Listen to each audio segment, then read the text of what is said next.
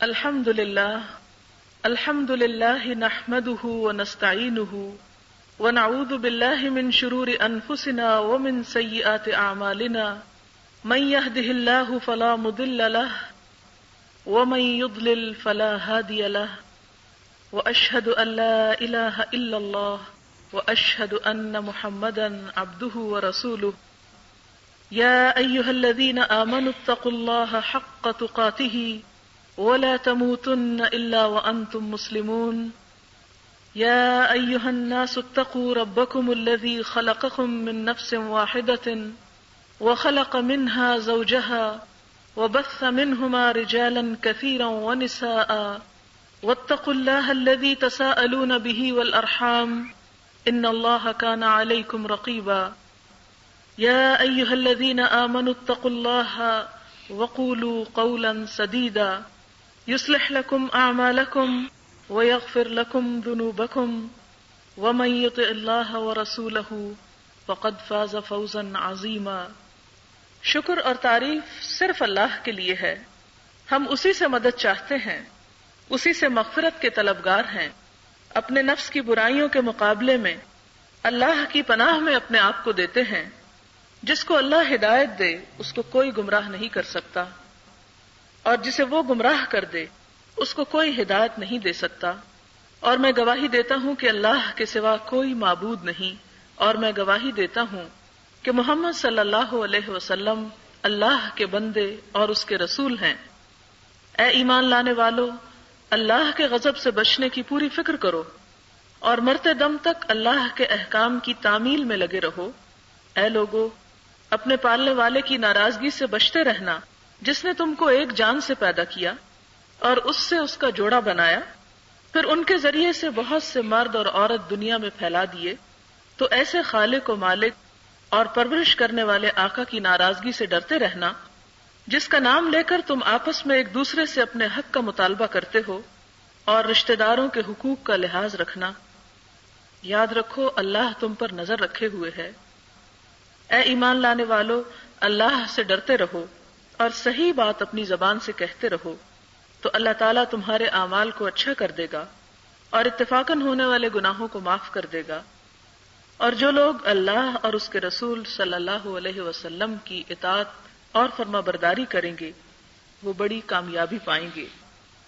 اس وقت جو کچھ میں نے آپ کے سامنے پڑھا اسے خطبہ نکاح کہا جاتا ہے۔ یہ خطبہ عموماً یا ہمیشہ نکاح کے موقع پہ پڑھا جاتا ہے، اور مرد حضرات پڑھتے ہیں اور مرد ہی سنتے ہیں۔ لیکن چونکہ شادی صرف مردوں کی نہیں ہوتی، مرد اور عورت کی ہوتی ہے، لہذا جس طرح عورتوں کو یہ خطبہ سنانے سے محروم کر دیا گیا ہے، اس کے خلاف جاتے ہوئے ہم یہ چاہیں گے کہ اس خطبے کو نہ صرف یہ کہ سنیں بلکہ اس کے معنی کو بھی سمجھیں۔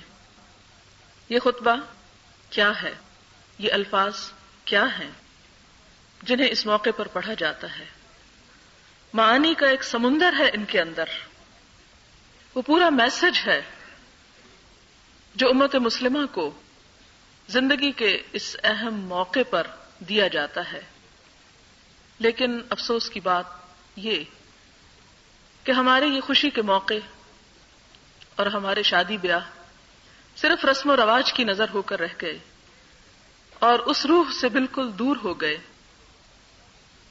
جو اس بندھن کے پیچھے ہے۔ لہذا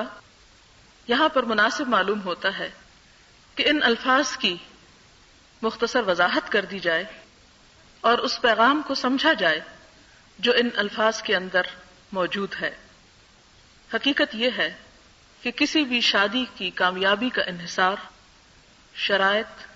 اور سمجھوتوں پر نہیں بلکہ تقوی کے اوپر ہے، جس کا ان آیات میں بار بار ذکر کیا گیا ہے۔ خطبے کی ابتدا الحمدللہ سے ہوتی ہے کہ سب شکر اللہ کے لیے ہے۔ بندہ مومن کو زندگی کے تمام مراحل پر شکر ادا کرنے کا اور اللہ ہی کی تعریف کا سبق سکھایا گیا۔ حضور صلی اللہ علیہ وسلم نے فرمایا کہ مومن کا حال بھی بڑا عجیب ہے، اور یہ چیز مومن کے سوا اور کسی کو نصیب نہیں کہ جب اسے خوشی ملتی ہے اور وہ اللہ کا شکر ادا کرتا ہے تو اس کے درجات میں اضافہ ہوتا ہے، اور اگر خدا نخواستہ کوئی تکلیف آ جاتی ہے تو پھر بھی وہ صبر کرتا ہے اور شکر گزار ہوتا ہے اور اللہ تعالیٰ کے ہاں قربت پاتا ہے، اور مومن کے سوا یہ خوبی کسی کو بھی حاصل نہیں۔ لہذا ہر موقع پر شکر ادا کرنے کا یہ پیغام اپنے اندر کیا معنی رکھتا ہے کہ نحمدہ، اسی کی حمد و ثنا کرتے ہیں، ونستعینہ، اسی سے مدد چاہتے ہیں۔ اللہ تعالیٰ کے شکر ادا کرنے کا ایک فائدہ یہ بھی ہے کہ وہ خود وعدہ کرتا ہے لئن شکرتم لازیدنکم، کسی نعمت، کسی خوشی کے ملنے کے موقع پر اگر تم نے شکر ادا کیا، لازیدنکم، تو میں تمہیں اور بھی زیادہ عنایت کروں گا، اور خوشیاں دوں گا، ان نعمتوں کو اور بڑھا دوں گا۔ وَلَئِن كَفَرْتُمْ، اگر تم نے ناشکری کی، فَإِنَّ عَذَابِي لَشَدِيدٌ، تو میرا عذاب بھی سخت ہے۔ لہذا جو مالک خوشی دیتا ہے، خوشی کے یہ لمحات اور مواقع زندگی میں فراہم کرتا ہے، تو میں سمجھتی ہوں کہ اس خوشی کے موقع کی ابتدا اللہ ہی کی حمد و ثنا اور اسی کے ذکر، اور اسی سے نہ صرف یہ کہ زبانی حمد و ثنا، ونستعینہ، اسی سے دعا مانگ کر، اسی سے مدد طلب کر کے اس کا آغاز ہونا چاہیے۔ پھر فرمایا وَنَعُوذُ بِاللَّهِ مِن شُرُورِ أَنفُسِنَا، ہم اپنے نفس کے شر سے اپنے آپ کو اللہ کی پناہ میں دیتے ہیں، اس لیے کہ انسان کے دشمنوں میں سب سے بڑا دشمن خود اس کے اندر بیٹھا ہے، خود انسان کا اپنا نفس ہے، اور کوئی شخص بھی اپنے نفس کی شرارتوں سے محفوظ نہیں ہے۔ اس لیے کہ باہر کا دشمن تو کہیں آئے گا تو حملہ کرے گا یا اسے موقع ملے گا تو، لیکن جو اندر کا دشمن ہے، وہ جسے کہتے ہیں نا کہ گھر کا بھیدی لنکا ڈھائے، تو یہ جو گھر کا بھیدی ہے، یہ جو اندر کا شیطان ہے، یہ انسان کی لنکا ڈھانے کے لیے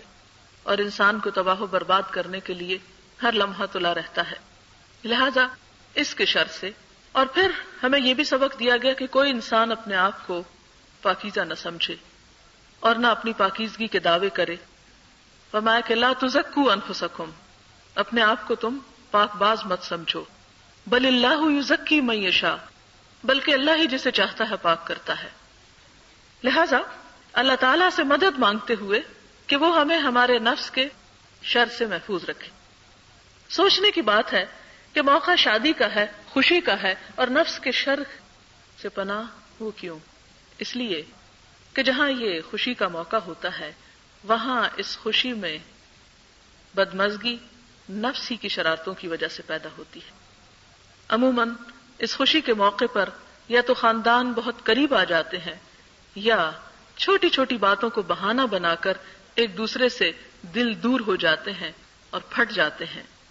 لہذا فرمایا کہ ہم اپنے نفس کے شر سے اپنے آپ کو اللہ تعالیٰ کی پناہ میں دیتے ہیں، اور حقیقت یہ ہے کہ اس نفس سے لڑنے کے لیے خود ہم کافی نہیں ہیں جب تک اللہ تعالیٰ ہماری مدد نہ کرے۔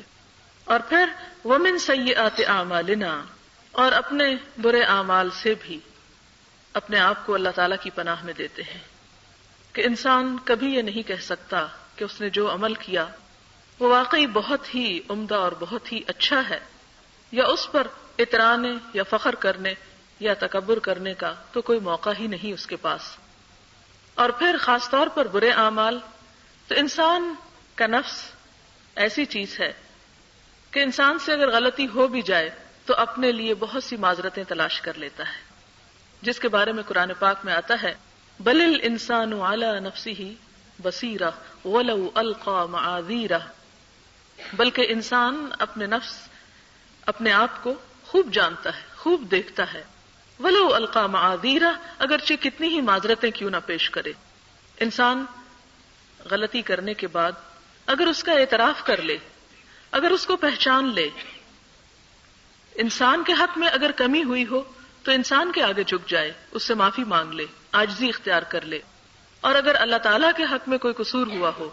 تو اللہ تعالیٰ سے معافی مانگ لے۔ اور شادی شدہ زندگی کی خوشحالی اور خوبی کا انحصار ہی اس بات پر ہے کہ انسان اپنے اندر عاجزی پیدا کرے، فریقین ایک دوسرے کے لیے نرم ہوں، کیونکہ اللہ تعالیٰ نے دونوں کے درمیان ایک ایسا رشتہ رکھ دیا ہے کہ جو تمام رشتوں سے انوکھا رشتہ ہے، جس کے باہم تعلق کو اس طرح بیان کیا گیا، ہن لباس لکم وانتم لباس لہن، وہ تمہارے لیے لباس ہے اور تم ان کے لیے لباس ہو. اور جسم اور لباس ایک دوسرے کے لیے قریب ترین چیزیں ہیں، ان دونوں کے درمیان کوئی حجاب نہیں ہوتا. لباس انسان کو پروٹیکشن دیتا ہے، لباس انسان کے حسن خوبصورتی کا ذریعہ ہے، لباس انسان کو گرمی سردی سے بچاتا ہے، لباس انسان کی عزت اور وقار ہے. تو شوہر بیوی کے لیے اور بیوی شوہر کے لیے یہی مقام رکھتے ہیں. اور پھر چونکہ دونوں انسان ہیں،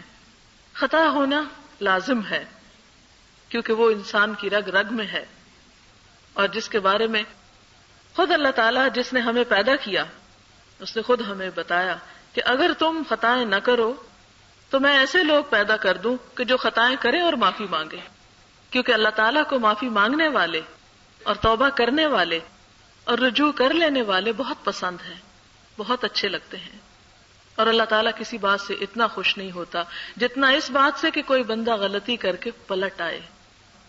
اور اس کی مثال اس سے دی گئی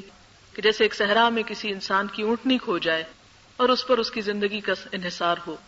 اور وہ مایوس ہو کر لیٹ جائے کہ اچانک دیکھے کہ اس کا اونٹ سامنے آ گیا ہے، وہ کھوئی ہوئی چیز اسے واپس مل گئی ہے. اس وقت اس شخص کی خوشی کا کیا اندازہ ہوگا. فرمایا کہ اللہ تعالیٰ کو ایک بندے کی توبہ پر اس سے بھی زیادہ خوشی ہوتی ہے، اور وہ دن کی خطائیں کرنے والوں کو پکارتا ہے کہ رات کو لوٹ آؤ، یعنی معافی مانگ لو اور میں تمہیں معاف کر دوں گا اور مجھے اس بات کی کوئی پرواہ نہیں. اور رات کے خطا کار کو پکارتا ہے کہ دن میں لوٹ آؤ، تم مجھ سے معافی مانگو، میں تمہیں معاف کرنے کی وسعت رکھتا ہوں اور مجھے اس بات کی کوئی پرواہ نہیں کہ کسی کا گناہ کتنا بڑا ہے، لیکن کوئی لوٹے تو صحیح، کوئی پلٹے تو صحیح. یہی عاجزی کا سبق اس خطبے کی ابتدا میں دیا گیا کہ اللہ، ہم اپنے برے اعمال سے جو غلطیاں ہم سے ہو جائیں، جو خطائیں ہم سے ہو جائیں، تو ان کے باوجود ہمیں اپنی رحمت کے سائے تلے جگہ عطا کر اور ہمیں اپنی پناہ دے. پھر فرمایا من یہد اللہ فلا مضل لہ ومن یضلل فلا ہادی لہ، کہ جسے اللہ تعالیٰ گمراہ کر دے اسے کوئی ہدایت دینے والا نہیں، اور جسے وہ ہدایت دے اسے کوئی بھٹکانے والا نہیں. یہ کہہ کر یہ واضح کر دیا گیا کہ اللہ تعالیٰ کے سوا ہدایت اور رہنمائی کہیں اور سے نہیں مل سکتی. انسان کا اصل رہنما، اصل خیر خواہ اللہ تعالیٰ کی ہی ذات ہے. اور پھر انسان جس کا اپنا علم انتہائی محدود ہے، جو خود بھی حقیقت کو نہیں جانتا، اور جس کے بارے میں فرمایا کہ وَلَا يُحِيطُونَ بِشَيْءٍ مِّنْ عِلْمِهِ إِلَّا بِمَا شَاءَ، علم تو دور کی بات، اس کے علم میں سے ایک قطرہ بھی انسان کے پاس نہیں مگر اتنا ہی کہ جتنا اللہ تعالیٰ چاہے. لا یحیطون، احاطہ کر ہی نہیں سکتے، الا بما شاء، مگر جتنا اللہ تعالیٰ جس کے لیے جو پسند کرے، جس کو جو دینا چاہے. اسی لیے حضور صلی اللہ علیہ وسلم کو بھی یہ دعا سکھائی گئی، وَقُلْ رَبِّ زِدْنِي عِلْمًا، اور آپ کہہ دیجئے کہ اے میرے رب میرے علم کو زیادہ کر دے، علم میں اضافہ کر دے، کیونکہ یہ اللہ کی نعمتوں میں سے بڑی نعمت ہے. لہذا انسان اپنے آگے کا کچھ نہیں جانتا، اپنے مستقبل کو بھولا ہوا ہے. ہم زندگی میں کتنے ہی تجربات سے گزرتے ہیں اور سوچتے ہیں اب غلط کیا، آئندہ یہ نہیں کریں گے، اور یہاں سے ہم نے خطا کھائی پھر ایسا نہیں کریں گے، لیکن کتنی ہی مرتبہ ایک ہی طرح جیسی خطائیں کرتے چلے جاتے ہیں. لہذا ہمارا علم ادھورا، ہمارا تجربہ ادھورا، ہماری معرفت کم، ہم نہ مستقبل کو جانے نہ ماضی کو جانے. لہذا ہماری عقل کس کی رہنمائی کر سکتی ہے؟ کسی کی نہیں. وہ رہنمائی دراصل اللہ سبحانہ تعالیٰ کی ذات ہی کرتی ہے. لہذا انسان کو سب سے کاٹ کر اللہ تعالیٰ کی طرف مائل کر دیا گیا اور اس کی طرف اس کو رجوع کرایا گیا. وہ ہدایت دے گا، وہاں سے مانگو. اگر وہاں سے نہ ملی تو کہیں اور سے نہیں مل سکتی، اور اگر وہ دے دے رستہ تو پھر ساری دنیا بھی مل کے بھٹکانا چاہے تو نہیں بھٹکو گے. لیکن اگر اپنے نفس پہ بھروسہ کرتے ہوئے یا اپنے آپ کو سمجھو کہ ہم درست کر رہے ہیں، یا ہم سب جانتے ہیں کہ درست کیا ہے اور غلط کیا ہے، تو ایسی صورت میں پھر اگر تم اللہ تعالیٰ کی رہنمائی کی ضرورت محسوس نہ کرو تو پھر تمہیں رہنمائی مل بھی نہیں سکتی۔ اس کے بعد آپ دیکھیں کہ پھر یہاں کلمہ پڑھا جاتا ہے، اشہد ان لا الہ الا اللہ واشہد ان محمدن عبدہ ورسولہ۔ اس کلمے میں کیا ہے اور انسان کو اس موقع پہ یہ کلمہ کیوں پڑھوایا جاتا ہے؟ اس کی بنیادی وجہ یہ ہے کہ زندگی میں 3 موڑ بڑے اہم ہوتے ہیں، 3 موقع بہت اہم ہوتے ہیں، اور ان تینوں مواقع پر کلمہ پڑھا جاتا ہے۔ ایک تو انسان کے دنیا میں آنے کے وقت، کہ جب وہ پیدا ہوتا ہے چند گھنٹے ہی گزرتے ہیں کہ اس کو پاک صاف کر کے اس کے ایک کان میں آذان دی جاتی ہے اور دوسرے میں اقامت کہی جاتی ہے، اور اس میں یہی کلمہ اشہد ان لا الہ الا اللہ اشہد ان محمدن عبدہ ورسولہ دہرایا جاتا ہے۔ پھر اس کے بعد جب دنیا سے انسان رخصت ہوتا ہے تو اس وقت بھی اس کے لیے کلمہ پڑھا جاتا ہے۔ افضل تو یہی ہوتا ہے کہ مرنے والا خود پڑھے، کیونکہ یہ کہا گیا کہ جس کے ابتدائی کلام کلمہ ہوا اور انتہائی آخری کلام کلمہ ہوا تو جنت میں جانے سے اسے کوئی چیز روک نہیں سکتی۔ لیکن یہ بھی خوش قسمت لوگوں کو ہی نصیب ہوتا ہے، اور انہی کو ہوتا ہے جنہیں دنیا میں اس سے پیار ہو یا اس کی اہمیت کا اندازہ ہو یا ان کے دل میں یہ اترا ہوا ہو، کیونکہ جو بات دل میں اترتی ہے وہ پھر زبان پہ آ ہی جاتی ہے۔ اور پھر تیسرا اہم موقع انسان کا شادی کا ہوتا ہے، تو اس موقع پر بھی اسے یہ احساس دلایا گیا کہ تم کون ہو، تم دراصل اللہ کے بندے ہو، اور اس موقع پر تمہارے اس نکاح یا اس بندھن کی بنیاد بھی اللہ کا دین ہی ہے، کیونکہ نکاح کے موقع پر بھی وہ ساری تعلیمات دے دی گئیں کہ کہاں کہاں نکاح ہو سکتا ہے، کس کے ساتھ ہو سکتا ہے، کس کے ساتھ نہیں ہو سکتا، ایک مسلمان اور کافر کا نہیں ہو سکتا۔ لہٰذا یہ نہیں ہو سکتا کہ ایک مسلمان عورت کسی کافر سے نکاح کر رہی ہو اور اس موقع پر یہ کلمہ بھی پڑھے، تو خود ہی ایک رکاوٹ ڈال دی گئی کہ نہیں، تم سوچو، احساس کرو کہ تم ہو کون، تم کہاں جا رہے ہو۔ تو سب سے پہلے تم اللہ کے بندے ہو، اور پھر اس بات کی بھی گواہی دو کہ تمہارے آقا اور حبیب اور رہنما محمد صلی اللہ علیہ وسلم ہیں، اور ان کی حیثیت کیا ہے، عبدہ و رسولہ، کہ وہ اس کے بندے بھی ہیں اور اس کے رسول بھی ہیں۔ پھر اس کے بعد جس چیز کی طرف توجہ دلائی گئی وہ ہے یا ایھا الذین آمنوا، اے لوگو جو ایمان لے آئے ہو، سب ایمان کا دعویٰ کرتے ہیں، کیا کرو، اتقوا اللہ، اللہ سے ڈرو۔ موقع نکاح کا ہے اور اللہ سے ڈرنے کا حکم دیا جا رہا ہے۔ تقوی، کیسا تقوی؟ حق تقاتہ، جیسا اس سے ڈرنے کا حق ہے۔ صرف زبان سے نہ کہو کہ ہم اللہ سے بہت ڈرتے ہیں، بلکہ عملی طور پر تقوی کا مظاہرہ کرو۔ ولا تموتن الا وانتم مسلمون، اور تمہاری موت نہ آئے مگر اس حال میں کہ تم مسلمان ہو، اطاعت گزار ہو۔ اس لیے کہ نکاح کے بعد جو پھر اہم ترین موڑ انسان کا رہ جاتا ہے وہ دنیا سے رخصتی کا ہے۔ لہذا ایک گھر سے رخصت ہوتے ہوئے جو پیغام تمہیں دیا جا رہا ہے وہ یہ کہ تم خدا کے وفادار، اطاعت گزار اور تابعدار بندے بن کر رہو۔ سب سے بڑا حق تم پر تمہارے رب کا ہے، تمہارے خالق اور تمہارے آقا کا ہے۔ اس آیت میں بھی اور اس کے بعد کی آیتوں میں بھی بار بار تقوی کی بات کی گئی۔ تقوی کیا چیز ہے؟ حضرت عمر رضی اللہ تعالی عنہ جو خود بھی بہت عالم تھے، کتاب اللہ کو بہت زیادہ جاننے والے تھے، انہوں نے ایک یہودی عالم جو مسلمان ہوئے کا ان سے پوچھا کہ تقوی کیا ہے؟ انہوں نے کہا کہ اے عمر، کبھی کسی خاردار جنگل سے تمہارا گزر ہوا؟ کہا کئی دفعہ اتفاق ہوا۔ پھر کیسے گزرے؟ اپنے دامن کو بچاتے ہوئے کہ کہیں کوئی کانٹا نہ الجھ جائے اور دامن تار تار نہ ہو جائے۔ فرمایا یہی تقوی ہے کہ اس دنیا سے گزرتے ہوئے تم اپنا دامن سمیٹ کر گزرو تاکہ کوئی چیز تمہارے ایمان کے رستے میں خلل انداز نہ ہو، تمہیں تمہارے رب سے دور نہ کر دے۔ پھر آپ دیکھیں کہ شادی کے اس اہم موقع پر بار بار تقوی کی جو تلقین کی گئی وہ یہ کہ یہ بھی ایک نئے سفر کی ابتدا ہو رہی ہے، اور اس سفر کی کامیابی اور منزل تک پہنچنے کا اصل راز اسی میں ہے کہ انسان اللہ تعالیٰ سے کتنا ڈرتا ہے۔ اس لیے جس انسان کو اللہ تعالیٰ کے حاضر و ناظر اور نگران ہونے کا احساس ہو، جس کے دل میں خدا کی ذات بیٹھی ہو، جو خدا سے ڈرنے والا ہو، پھر وہ شوہر ہو یا بیوی ہو، وہ ایک دوسرے کے حقوق میں غفلت نہیں برت سکتے، وہ اپنی ذمہ داریوں کو ادا کرنے میں کوئی کوتاہی نہیں کر سکتے۔ اس لیے کہ تقویٰ ہمیں سبق یہ سکھاتا ہے کہ تم جو کچھ کرو اپنے رب ہی کے لیے کرو، یعنی تقویٰ اللہ تعالیٰ کے خوف اور محبت کا نام۔ آپ دیکھیں کہ جب شادی کی ابتدا ہوتی ہے ایک خوشی کا موقع ہوتا ہے، لیکن چونکہ ہر خوشی کے بعد پھر کچھ وقت ایسا بھی آ جاتا ہے کہ جب ایک چیز روٹین بن جاتی ہے تو وہ ایک ایکسائٹمنٹ ختم ہو جاتی ہے، وہ ایک چارم ختم ہو جاتا ہے، پھر ذمہ داریوں کا احساس اور بوجھ بڑھنے لگتا ہے۔ ایسی صورت میں کام صرف جذبات سے نہیں نپتا، اس وقت اس نکاح کی ایک ٹھوس بنیاد ہونی چاہیے کہ جس میں وہ دو لوگ جنہوں نے خدا کو گواہ بنا کر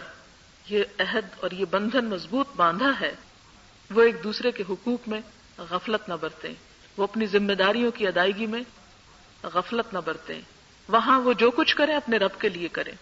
کیونکہ پہلے ہی بات کر دی گئی نفس کے شر سے، کیونکہ حضرت یوسف علیہ السلام نے سورۃ یوسف میں آپ نے پڑھا ہوگا کہ انہوں نے بھی یہ کہا تھا وما ابرئ نفسی ان النفس لامارۃ بالسوء، کہ میں اپنے نفس کو بری ذمہ قرار نہیں دیتا، اس لیے کہ نفس تو برائیوں پر اکساتا ہی ہے، ابھارتا ہی ہے۔ شادی شدہ زندگی میں جب تک قربانی کا جذبہ نہ ہو، جب تک کچھ دینے کا جذبہ نہ ہو، وہ کامیاب نہیں ہو سکتی۔ لہذا انسان کوئی بھی چیز جس کو وہ اپنے لیے مخصوص کرنا چاہتا ہے وہ دوسرے کو کیوں دے گا، کب دے گا، اسی وقت دے سکتا ہے جب اللہ تعالیٰ کی ذات بیچ میں موجود ہو کہ جس سے انسان صلہ پا سکے۔ انسان حقیقت ہے کہ بہت خود غرض واقع ہوا ہے، انسان اپنی ذات کو دوسروں پر ترجیح دیتا ہے، اپنا آرام اور اپنا سکون، اپنی ضروریات اس کے لیے مقدم ہوتی ہیں، وہ دوسرے کی طرف بعد میں دیکھتا ہے، وہ اپنے لیے زیادہ جینا چاہتا ہے۔ لیکن انسان جب تک تنہا ہوتا ہے یہ چیزیں بہت حد تک ممکن ہوتی ہیں، لیکن شادی کے بعد میاں اور بیوی جب تک ایک دوسرے کے لیے سیکریفائس نہیں کرتے، جب تک ایک دوسرے کو کھلے دل سے دیتے نہیں، اس وقت تک کامیاب زندگی بسر نہیں کر سکتے۔ اس میں دونوں طرف سے کچھ لینے اور کچھ دینے پر اس نکاح کا اصول رکھ دیا گیا۔ اب دیکھیں کہ بہت سے مرحلے میں کہ جب انسان اپنے اس بخل اور اس شح، جیسے قرآن پاک میں آیا کہ وَمَن یوق شح نفسہ، جو شخص اپنے نفس کے شح یعنی بخل اور اس خود غرضی سے بچا لیا گیا وہی دراصل کامیاب ہوا۔ تو ایسی زندگی میں جب انسان یہ چاہے کہ اس کا آرام اور سکون اور اس کی ضروریات پوری ہوتی رہیں اور جواب میں وہ کچھ بھی نہ دینا چاہے تو پھر معاملہ بہتر طور پر نبھ نہیں سکتا۔ لیکن انسان کیوں قربانی کرے؟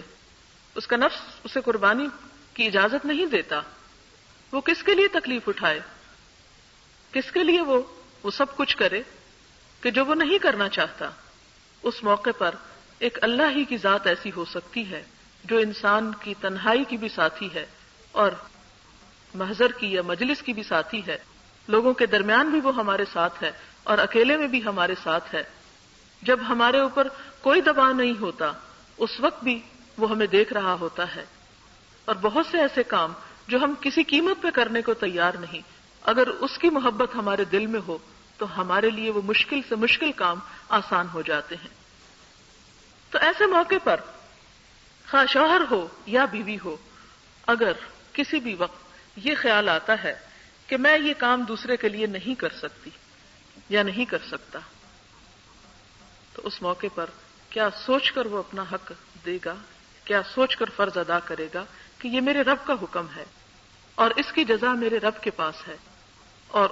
اس وقت جبکہ انسان کا نفس اس کام کے لیے تیار ہو جائے کہ رب سے جزا پانے کے لیے، رب سے بہتر صلہ حاصل کرنے کے لیے اگر اپنی پیاری سی پیاری چیز قربان کرنے کا موقع بھی ہو تو پھر انسان دریغ نہیں کرتا۔ اور آپ دیکھیں کہ جیسے کہ حضور صلی اللہ علیہ وسلم نے بھی فرمایا، ایک روایت میں آتا ہے کہ بخیل اللہ سے دور ہے، لوگوں سے دور ہے، جنت سے دور ہے اور جہنم کے قریب ہے۔ بخیل، بخل کرنے والا، اور بخل سے مراد صرف مال و دولت کی بخل نہیں، اپنے فرائض کی ادائیگی میں بھی بخل ہے، یہ کسی بھی طرح کا بخل، علم میں بھی بخل ہے، جسے علم کے بارے میں بھی آتا ہے، جس سے علم کی کوئی بات پوچھی گئی اور وہ اس کو چھپا گیا کہ میں اس کو کیوں بتاؤں، تو آپ نے پڑھا ہوگا اتنی سخت بات آپ نے کی کہ قیامت کے دن اس کے منہ میں آگ کی لگام لگائی جائے گی۔ فرمایا کہ وہ جو بخیل ہے بندوں سے دور ہے، مخلوق سے دور ہے، یعنی جو شخص خود غرض ہے اس سے کوئی محبت نہیں کرتا، اللہ تعالیٰ سے دور ہے، کہ بخل یا جس چیز کو بھی سمیٹ کے رکھنا چاہتا ہے وہ ایک آڑ اور ایک رکاوٹ بن جاتی ہے اللہ اور بندے کے تعلق کے درمیان، اور جنت سے بھی دور ہے۔ اور اس کے برعکس سخی جو ہے، دینے والا جو ہے، اور دینے میں وہ سب چیزیں دینے والا جس کے بھی انسان مالک ہے، وہ بندوں سے قریب ہے۔ ظاہر ہے کہ جہاں سے ملتا ہو وہاں انسان کیوں نہ قریب ہوگا، اور پھر اللہ تعالیٰ سے بھی قریب ہے، اور اس کے ساتھ ہی جنت سے بھی قریب ہے اور جہنم سے دور ہے۔ ایک سمپل سا اصول بتا دیا گیا۔ تو یہاں پر تقویٰ کا جو سبق دیا گیا وہ یہ کہ انسان اللہ کا ڈر رکھتے ہوئے اس زندگی میں قدم رکھے جہاں پر وہ اپنی ذمہ داریوں کو صحیح طور پر نبھا سکے۔ حقیقت یہ ہے کہ ہمارے معاشرے میں کچھ عرصے سے ایک ایسی سوچ پیدا ہو گئی ہے، اور خصوصاً خواتین کے اندر پیدا ہو گئی ہے، کہ وہ ہر طرح کے حقوق سے محروم ہیں اور انہیں حقوق حاصل کرنے ہیں، اور حقوق حاصل کرنے کی دوڑ میں ایک دوسرے کی عزت، احترام، مروت، وہ سب جذبات سے عاری ہوتے چلا جا رہا ہے ہمارا معاشرہ۔ کیونکہ جب ہماری دوڑ لینے کے پیچھے ہوگی اور دینے کو ہم میں سے کوئی تیار نہیں، تو اس صورت میں خوشحالی ہو ہی نہیں سکتی۔ کسی معاشرے میں حقوق اس وقت ملتے ہیں جب انسان کچھ دینے کو تیار ہوتا ہے، اور اسلام نے بنیادی طور پر حقوق مانگنے کا درس نہیں دیا، بھیک مانگنا نہیں سکھائی انسان کو، بلکہ کس چیز کا سبق دیا کہ انسان اپنے فرائض ادا کرتا چلا جائے۔ اور جب ہر شخص اللہ تعالیٰ کے سامنے سرخرو ہونے کے لیے اپنا فرض ادا کرنے کے لیے تیار ہوتا ہے، خواہ اس کا دل چاہتا ہے یا نہیں، اس کو اس میں فائدہ ہے یا نقصان ہے، لیکن چونکہ فرض فرض ہے، یہ قرض قرض ہے، لہذا اسے ادا کرنا ہے، تو جو شخص اس چیز کا فکر مند ہوگا تو لازمی طور پر اگر معاشرے کے ہر فرد کے اندر یہ سوچ پیدا ہو جائے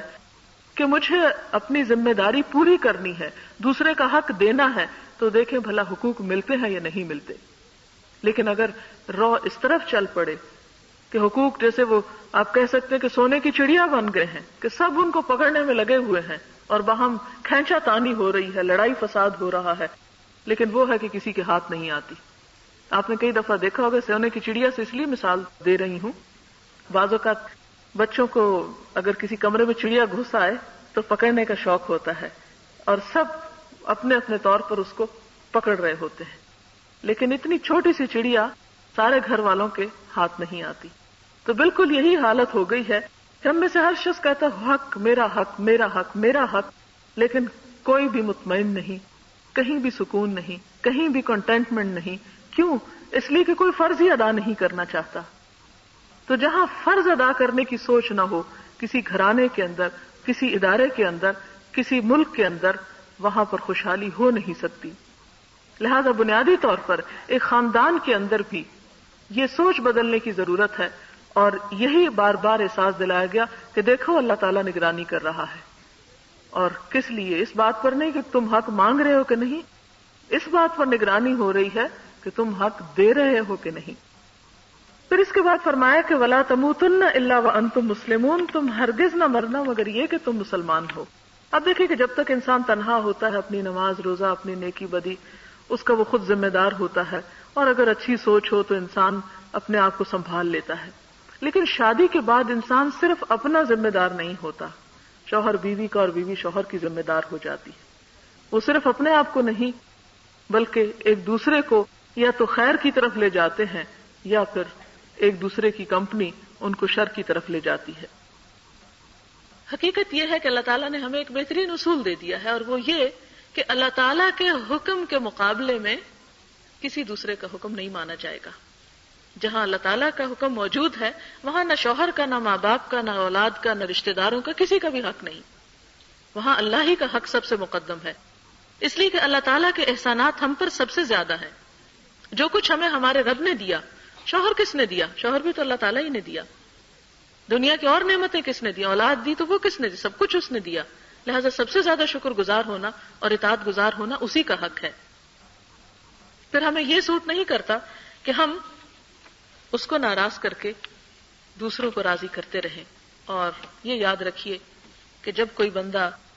اللہ کو ناراض کر کے دنیا کو راضی کرنے کی کوشش کرتا ہے تو اللہ تعالیٰ اس کی دنیا بھی بگاڑ دیتا ہے، اور اگر کوئی شخص دنیا کی ناراضگی مول لیتے ہوئے اللہ کی رضا کے لیے کوشش کرتا ہے تو اللہ تعالیٰ دنیا میں بھی اس کے لیے آسانی کر دیتا ہے۔ لیکن ہمارے نفس کا وہ شر ہمیں یہ نقطہ کبھی سمجھنے نہیں دیتا۔ پھر اس کے بعد آپ دیکھیں کہ اگلی آیت میں بھی یہ فرمایا گیا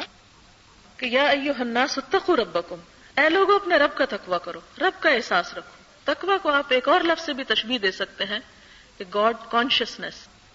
اللہ تعالیٰ کے بارے میں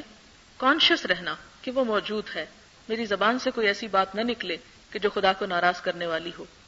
میرے طرز عمل میں کوئی ایسی چیز نہ ہو، اس لیے کہ وہ دیکھ رہا ہے۔ اور جس شخص کو یہ احساس ہو کہ وہ دیکھ رہا ہے، پھر وہ ساتھ پردوں میں چھپ کے بھی کوئی غلط کام نہیں کرتا، اور جس کے دل میں یہ احساس نہ ہو وہ کسی بھی موقع پر برائی سے نہیں چوکتا، نہ سامنے اور نہ چھپ کر۔ پھر فرمایا الذی خلقکم من نفس واحدۃ وخلق منها زوجها وبث منهما رجالا کثیرا ونساء واتقوا اللہ۔ پھر فرمایا واتقوا اللہ، اللہ کا تقوی اختیار کرو، الذی تساءلون به والارحام، جس کا نام لے کر تم ایک دوسرے سے اپنے حق مانگتے ہو، یعنی اس کا نام لے کر ہی شوہر اور بیوی ایک دوسرے کے لیے حلال ہوتے ہیں اور ایک دوسرے سے اپنے حق کا مطالبہ کرتے ہیں۔ والارحام، اور رشتہ داریوں کے بارے میں خاص طور پر کیئرفل رہو۔ کیوں؟ اس لیے کہ آپ دیکھتے ہیں کہ نکاح کی وجہ سے جو دوہرے رشتے وجود میں آتے ہیں وہ بہت اہم ہوتے ہیں، ان پر خاندانوں کی مضبوطی کا انحصار ہوتا ہے۔ خدا نخواستہ اگر کسی جوڑے کے درمیان کوئی اختلاف پیدا ہوتا ہے تو وہ صرف دو افراد کا اختلاف نہیں ہوتا، وہ دو خاندانوں کا اختلاف ہوتا ہے، اور بعض اوقات اس اختلاف میں قریبی خون کے رشتے بھی متاثر ہو جاتے ہیں، بہن بہن سے کٹ جاتی ہے، بھائی بھائی سے کٹ جاتا ہے، قریب عزیز رشتہ دار ایک دوسرے سے کٹ جاتے ہیں۔ لہذا پھر یہ حکم دیا گیا کہ دیکھو رشتہ داریوں کا خاص طور پر خیال رکھنا، وہاں اور زیادہ کیئرفل ہونے کی ضرورت ہے۔ یعنی اس کا یہ مطلب نہیں کہ اگر خاندان سے باہر شادی ہو تو کم ذمہ داری اور خاندان میں ہو تو زیادہ ہے، دونوں ہی اپنی اپنی جگہ اہم ہیں، لیکن جہاں خاندان میں شادی ہو تو وہاں پر ایک حق تو وہ نکاح کے حصے میں آیا، اور دوسرا حق خون کے رشتے سے جو انسان کے اوپر فرض عائد کرتا ہے اس کا احساس کرنا اور اس کو نبھانا بھی انتہائی ضروری ہے۔ پھر فرمایا ان اللہ کان علیکم رقیبا، یقیناً اللہ تعالیٰ تم پر نظر رکھے ہوئے تمہاری نگرانی کر رہا ہے۔ اب دیکھیں کہ یہ نگرانی کا احساس اس لیے بھی دلایا کہ عموماً ہمارے ہاں خاندانی فساد اور جھگڑے کس لیے ہوتے ہیں؟ ایک ساس اپنے بیٹے کے سامنے جب بہو کی برائیاں کرتی ہے، جو عموماً ہمارے معاشرے میں ہوتا ہے، تو کس چیز کی کمی ہوتی ہے؟ خدا کے خوف ہی کی تو کمی ہوتی ہے۔ اس لیے کہ کوئی بھی ایسی کوشش جس میں میاں بیوی کو جدا کر دیا جائے یا ایک دوسرے کے خلاف کیا جائے یا اس کو بھڑکایا جائے، وہ ابلیسی کوشش ہے۔ اس لیے کہ آپ نے وہ حدیث پڑھ رکھی ہوگی کہ ہر روز شام کے وقت ابلیس کا دربار لگتا ہے اور اس کے سارے چیلے جمع ہوتے ہیں اور دن بھر کی کاروائیاں سناتے ہیں۔ کوئی کہتا ہے میں نے ان دو کو لڑا دیا، کوئی کہتا ہے اس فلاں کو قتل کروا دیا، فلاں نے ڈاکہ ڈال دیا، فلاں نے ایسا برا کام اس سے کروایا میں نے، وہ کہتا ہے تم نے کچھ نہیں کیا، تم نے کچھ نہیں کیا، تم نے کچھ نہیں کیا۔ اتنے میں ایک آتا اور کہتا ہے میں نے آج فلاں میاں اور بیوی کے درمیان جھگڑا کروا دیا، ان میں اختلاف ڈلوا دیا، ان میں جدائی پیدا کر دی۔ شیطان اٹھتا ہے اور وہ تاج جو اس دن اسے پہنانا ہوتا ہے اس شیطان کے سر پہ رکھتا ہے کہ تم نے اصل کام کیا۔ اس لیے کہ جب ایک خاندان کی جڑیں ہلتی ہیں، خاندان میں جب ایک رکھنا پڑتا ہے تو پورے معاشرے کو متاثر کرتا ہے، وہ آئندہ نسلوں کو متاثر کرتا ہے۔ لہذا میاں بیوی کے درمیان تعلقات کی خرابی، آپس کی بدگمانی، یہ انتہائی بدترین اور مذموم کاموں میں سے ہے اگر اس کے لیے کوئی کوشش کی جائے۔ لہذا اللہ تعالیٰ جب یہ بار بار فرماتے ہیں کہ دیکھو اللہ تعالیٰ نگرانی کر رہا ہے، تو اس لیے فرماتے ہیں کہ اگر ساس ہے تو وہ کیئرفل رہے کہ اپنے بیٹے کے دل میں بہو کی برائی نہ پیدا کرے، کیونکہ عام طور پر انسان خود کسی کی اچھائی برائی کا کم نوٹس لیتا ہے، جب کوئی توجہ دلاتا ہے تو کانشیس ہو جاتا ہے اچھا اس میں یہ برائی بھی ہے۔ لہذا ان معاملات سے برائی ہو بھی تو انسان کو صرف نظر کرنا چاہیے اور یہ سوچنا چاہیے، اس وقت وہ حدیث یاد رکھنی چاہیے کہ حضور صلی اللہ علیہ وسلم نے فرمایا جو شخص کسی دوسرے کے عیب کو چھپا دے گا دنیا میں، اللہ تعالیٰ قیامت کے دن اس کے عیبوں پہ پردہ ڈال دیں گے۔ تو جو شخص یہ چاہتا ہو کہ اس کا عیب چھپ جائے قیامت کے دن، اسے چاہیے کہ وہ دوسرے کے عیب کو بھی چھپا کے رکھے۔ ہم جب ایسی احادیث پڑھتے ہیں تو ہم سمجھتے ہیں وہ جو لوگوں کے ساتھ ہمارے تعلقات اور معاملات ہیں، نہیں، سب سے پہلے ہمارے اپنے گھر میں، اپنے قریب ترین رشتہ داروں میں اگر ہم کوئی خامی دیکھیں یا کوتاہی دیکھیں یا برائی دیکھیں، تعلقات کو بہتر رکھنے کا واحد طریقہ یہی ہے کہ درگزر کا رویہ اختیار کریں، کیونکہ جتنے قریب ہوتے ہیں ایک دوسرے سے اتنی ہی ایک دوسرے کی کمی اور کوتاہی کو زیادہ جانتے ہوتے ہیں۔ اور اگر ایسے موقع پر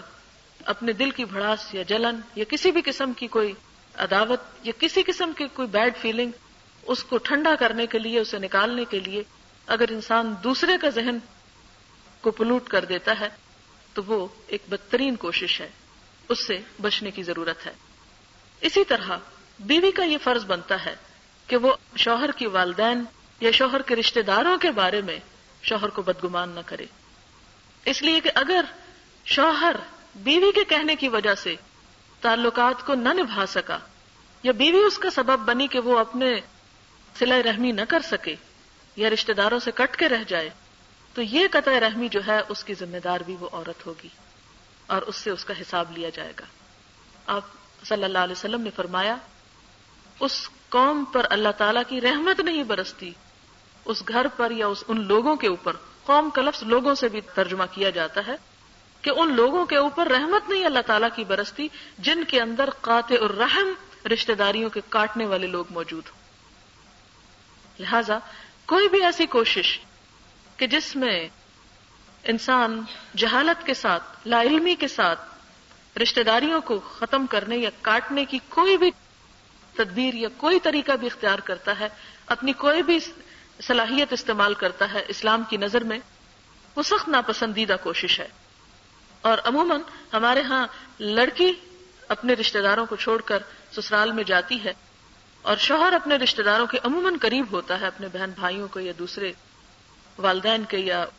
دیگر رشتہ داروں کے، لہذا عموماً وہاں پر خرابیاں زیادہ ہو جاتی ہے۔ اس لیے اس معاملے میں بہت کیئرفل رہنے کی ضرورت ہوتی ہے۔ تیسری اور آخری آیت میں فرمایا یا ایھا الذین آمنوا اتقوا اللہ وقولوا قولا سدیدا، پھر وہی حکم دیا گیا کہ اے لوگو جو ایمان لائے ہو اللہ سے ڈرو اور سیدھی بات کیا کرو۔ اب دیکھیں کہ نکاح کے بعد ایسا رشتہ وجود میں آتا ہے کہ جس کے درمیان کوئی حجاب نہیں رہتا۔ اگر انسان اس موقع پر جھوٹ بولتا ہے، فیکٹس کو چھپاتا ہے، چیزوں کو آگے پیچھے کرتا ہے کہ دوسرے کو پتہ نہ چلے، یا جھوٹی شیخی بگاڑتا ہے، یا اپنے آپ کو وہ کر کے دکھاتا ہے جو حقیقت میں وہ ہوتا نہیں، تو ایسی تمام باتوں کا بعد میں نہایت منفی اثر پڑتا ہے۔ ویسے عموماً ہمارے ہاں ٹرینڈ یہ ہے کہ جب رشتے کی لین دین کی بات ہوتی ہے تو عموماً لوگ اپنے ایجوکیشن کے بارے میں، اپنے بزنس کے بارے میں